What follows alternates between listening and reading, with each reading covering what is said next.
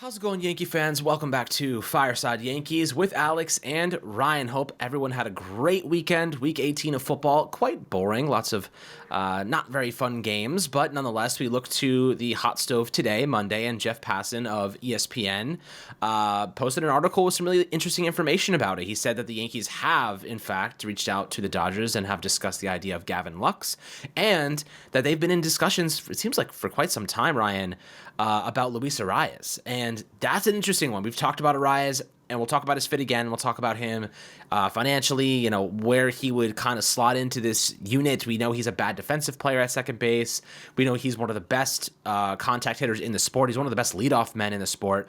He's not going to mash a lot of homers, but he punches a lot of singles into the outfield. And, when you have Aaron Judge batting second, you kind of want a high OBP guy, a high batting average guy. So it does make sense, but, the dimensions of Yankee Stadium don't bode very well for him. So we'll talk about kind of the statistical fit, why we are okay with him over nothing, for a lack of a better term. But I do think, Ryan, at this point in time, the Yankees are looking for upgrades. They're pondering, they're exploring, they're dissecting, and we're starting to get a little bit of information. So excited to talk about Arraez and Lux. Before I dive into it, how do you do today, my friend? Yeah, I'm doing pretty well.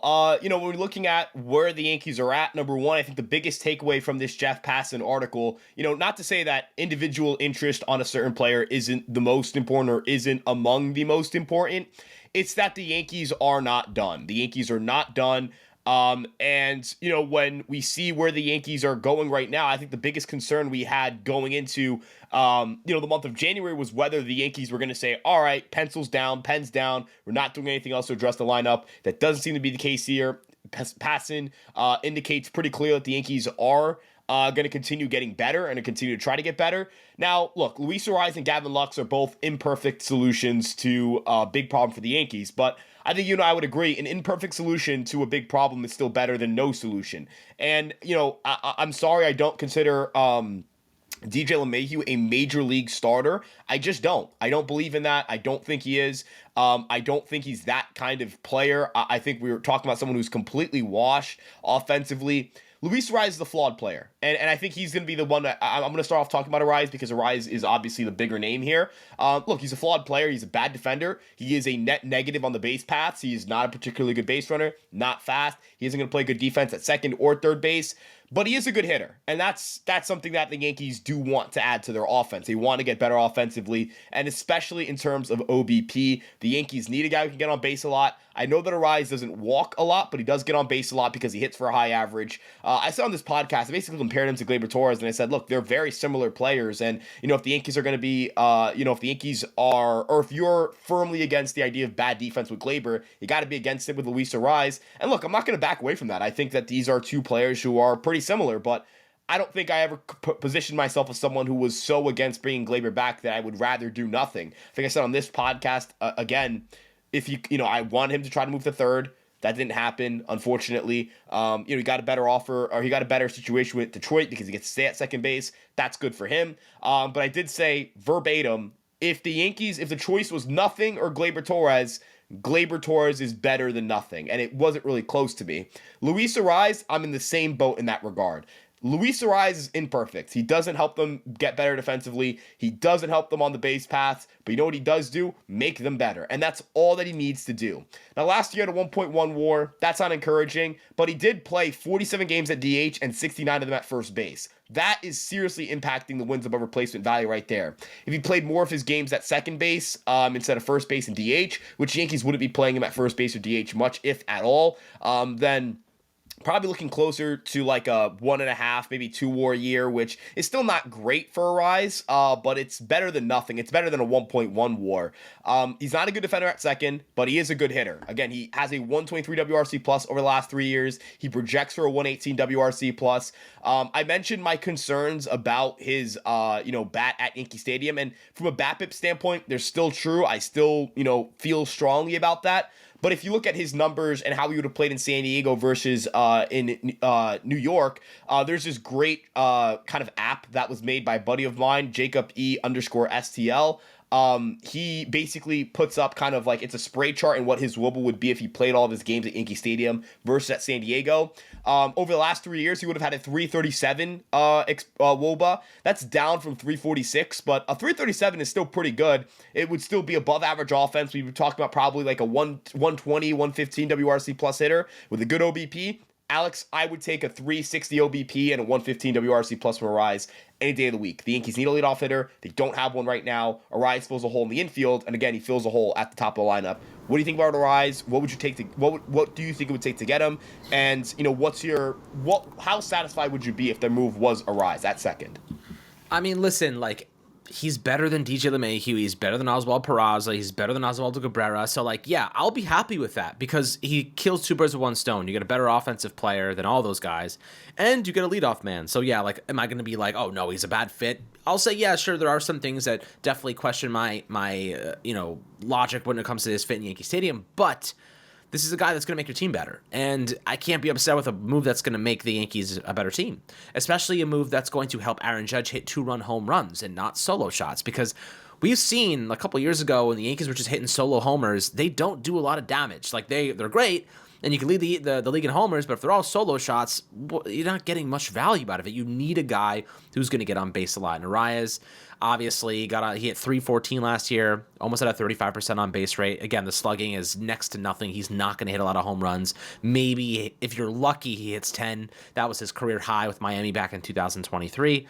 But I will say this, Ryan, I think that the Yankees' bottom half of the order is going to be pretty decent next year. I think they have, Volpe at the bottom half. Maybe they'll even have Wells down there. They'll have Jason Dominguez down there. There are some good pieces. You can even argue Paul Goldschmidt might be in the bottom 6 or bottom 4 or 5. Like, this is going to be a much better team at the bottom half than it has been in the past. And that really makes Luis Arraez a lot more valuable. Because if you look at like a team like, I don't know, the Padres, they're very top heavy. If you look at a team like the Marlins, they're not heavy at all. They're weak everywhere. So I think, like, when you look at Arraez, the fact that the Yankees have a lot more of a balanced lineup, and the fact that it'll turn the corner, it'll flop into the top half, and he'll have guys on base, that is where he'll be able to punch in those RBIs. I think this is a guy that last year, played 150 games, but he only had 46 RBIs, Ryan. How do you play 150 games and have 46 RBIs? Like, I know I get, like, you're leading off so that you're not getting guys on base a lot, but I think the Yankees having a strong bottom half of the lineup is going to be extremely important to this equation. Yeah, like, he's great for Aaron Judge, but I think he's better for the bottom 3 guys. Jason Dominguez, who I think could be an excellent player. Obviously, I don't know who your bottom 3 would be. Wells might even be down there. Volpe will certainly be down there. And those guys can get on base and they can steal bags. A single, you have Volpe on second base, he steals second. He's scoring on a single. You know what I mean? Like, you can manufacture runs this way. I wouldn't be surprised if Luis Arraez, they have him projected for 59 RBIs next year, or at least Steamer has 62. I wouldn't be surprised if he was a 75 RBI guy for the Yankees because of how strong their bottom half of the lineup is. How do you think about that? Like, what is your perspective on kind of that idea? Yeah, so look, I think that it's definitely going to be important to have someone at the top of the lineup who can, do damage in terms of, and I'm not saying do damage in terms of extra base hits or hit home runs. That's not what Luis Arraez is going to do.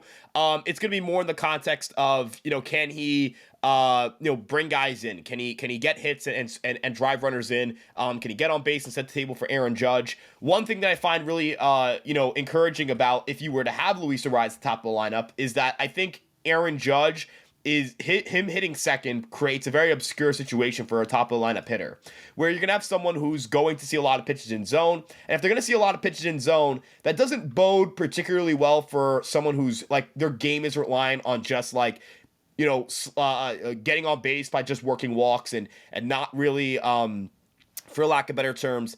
And, not like being able to do damage or ambush pitches in zone. Arraez does have that ability. He can hit pitches in zone pretty consistently. And like, I think that's going to be important if you're going to have a guy again who's going to force, a pitcher who's going to attack batters in front of Aaron Judge. Luis Arraez will help in that regard because he hits a lot, obviously has a high average. He's someone who loves to swing. The other thing I'd like to point out is that there are a couple of concerns I have in terms of the bat, and then they kind of get offset a little bit by other parts of Yankee Stadium. So a concern I do have, and I think it's a fair concern, Luis Arraez's batting average could get hurt by Yankee Stadium. Yankee Stadium is not a great ballpark for hitting singles for left-handed hitters. In fact, it's the worst ballpark to do that in. That's a concern. But I also think there's a little bit of a power advantage here. He would have hit 9 home runs last year instead of 4 if he played all of his games at Yankee Stadium. Over the last 3 years, he would have hit 31 home runs instead of 22. Would have averaged about 10 home runs a year. If the average comes down a little bit, goes from he hit 328 over this stretch. Let's say he hits 300 flat, right? Like a 28-point decrease in average. But he sees his slugging percentage go up a little bit. Maybe that'll offset it. Maybe he'll be closer to like a 120 WRC plus hitter instead of like a massive drop off. I also think it's important to note that, the projected numbers that he has, 307 average, that would be his worst batting average since 2021, 353 OBP, that would be his second worst OBP of his career, a 414 slug, that would be a little bit higher from last year, but overall 118 WRC plus, that's worse than his numbers in his career. I'm not saying that to poo-poo on him, I'm saying that to say those are pretty conservative offensive projections. And his defensive projections, negative 12 defensive runs, would be the worst defensive season he's had outside of last year where he played mostly at first base and DH. All of that is being said to say he's projected for a 2.6 WAR, despite all of that, despite being projected to have basically, be a worse defender than he's been for most of his career, be a worse hitter than he's been for most of his career, hit for the lowest average he's hit for his entire career. I think that's pretty good. The fact that a guy like that is projected to be, the projections say his median outcome is like, yeah, it'll be like a good, but not close to his peak years. And he'll still be a productive player despite all of that. If the Yankees get 2.6 WAR from second base this year, and let's say 4 WAR from Jazz at third or 3.5, yeah, they'd be great. They'd be about a win better than they were with Gleyber Torres. And again, do those offensive projections, considering that those are with him playing in San Diego, that's projected for him to play in a ballpark that's awful for his skill set. If he's playing in a ballpark like Yankee Stadium, which still isn't great for his skill set, but it's slightly better, usually when guys get traded, projections adjust for that negatively or positively. If he gets traded to the Yankees, I expect those projections to get a little bit better. I expect, a 120 WRC plus projection, maybe a 420 slugging projection. And that would be awesome for the Yankees. I would take that in a heartbeat. Yeah. So, again, it's about comparing to what we had last year. We had a 104 WRC plus and a 1.5 WAR from Gleyber or a 1.7 WAR from Gleyber last year. It's just about beating those marks. And if the Yankees beat those marks, that's 2 thumbs up. They're happy.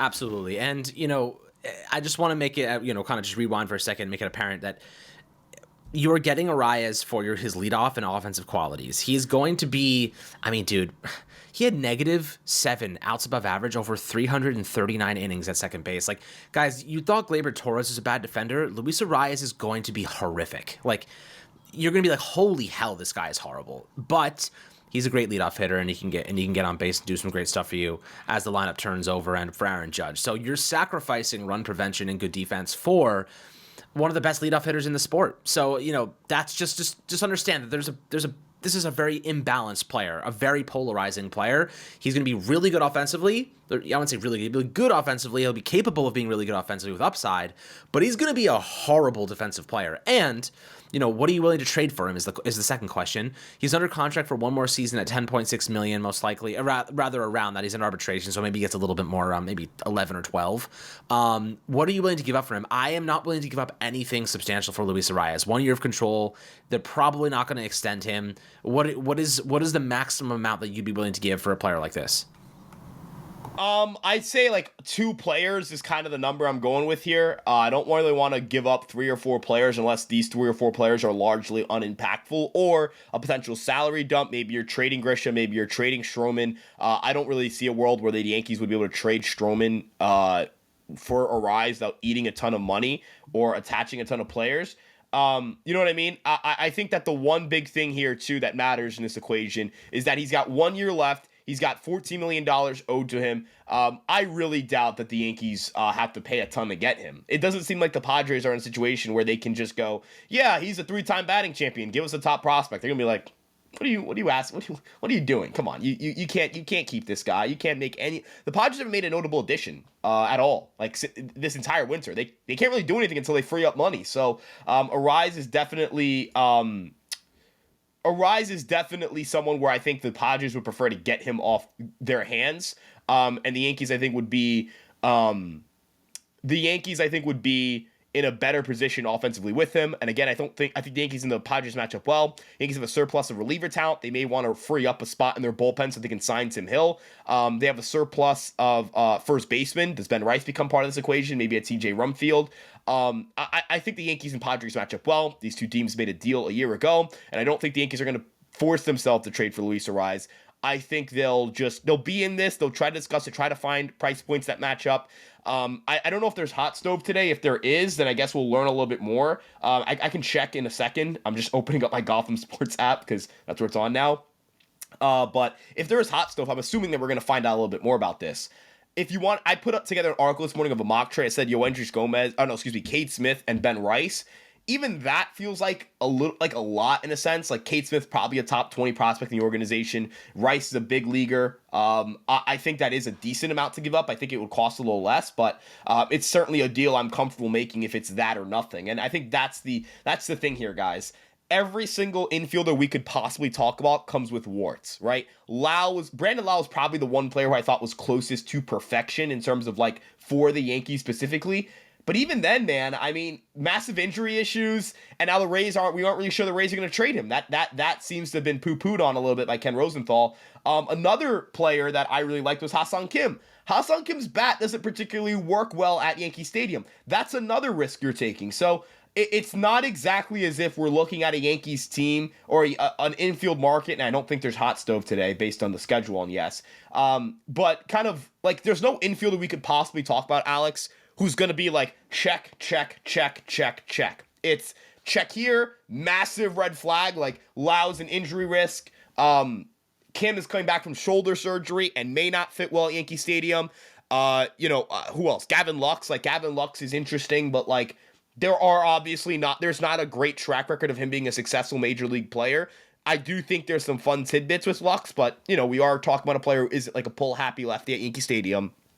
I mean, who else? Bregman. Like, the Yankees aren't giving him 6 years, and if he gets a 3-year deal, I'm sure the Mets are going to swoop in and give him like $100 million over 3 years. Like, who's the perfect player, right? And then once you start boiling down all these options, you go, no one's really perfect. There's no perfect solution. They've got to just get somebody. There's no excuse for getting nobody. That's my number one takeaway. No excuse for getting nobody. Yeah, there is no excuse for getting nobody. But when it's all said and done, they have to make an upgrade. They know what they have now is not enough. So with that being said, we'll see what the Yankees do in regards to Luis Arraez. Clearly, there is interest, but we just don't know if they're willing to match whatever the Padres want for him. I think the Padres are trying to offload salary, maybe that $12 million arbitration or something like that.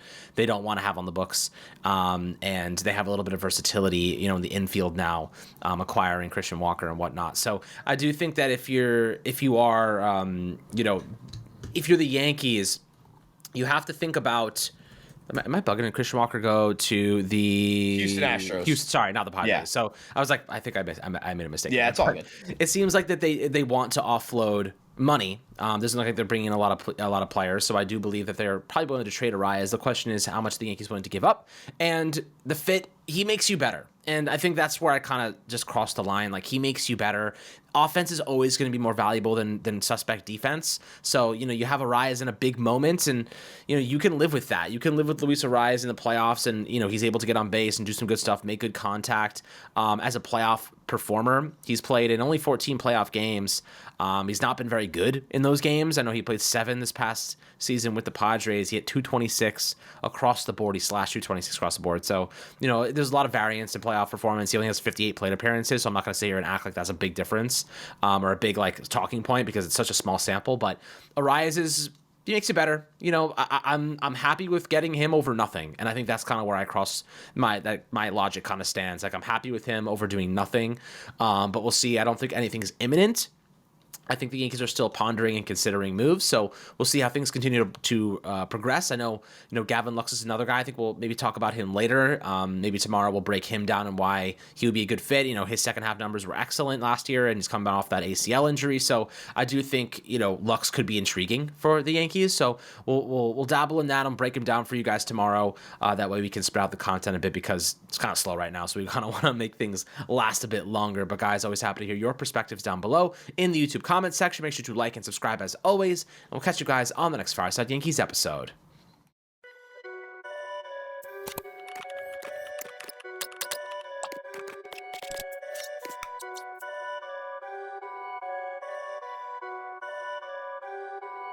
Perfect.